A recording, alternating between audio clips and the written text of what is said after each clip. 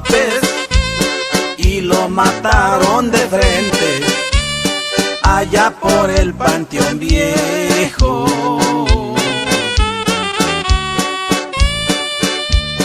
Ahí lo mató Valente. Pedro López con pistola, Valente con escopeta.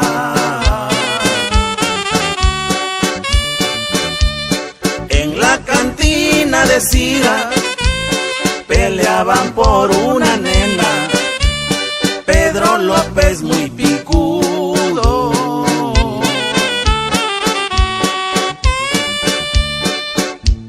Y Valente no se deja.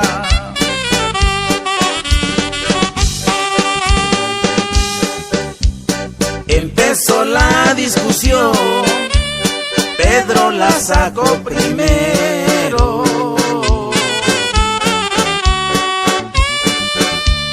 Valente se retiró, pleito con nadie yo quiero. Al poco rato volvió.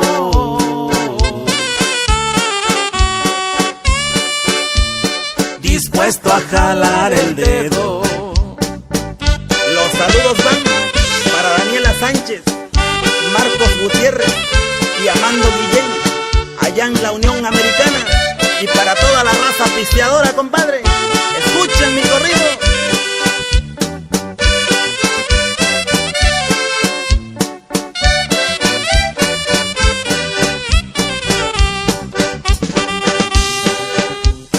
Empezó la balacera y mucha gente corría.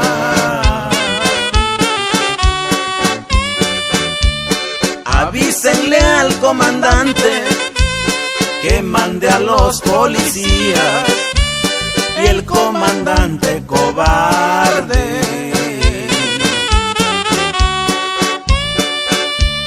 él también miedo tenía. Valente se dio a la fuga, Isidro lo acompañó.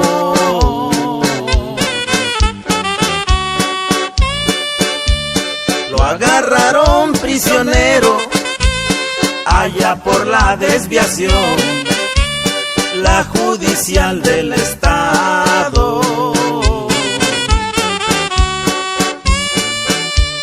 El pitazo recibió.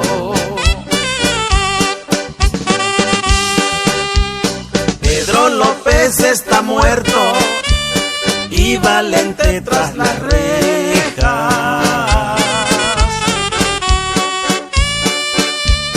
Pedro da cuentas a Dios, Valente paga su pena. Así se matan los hombres, como gallos de pelea.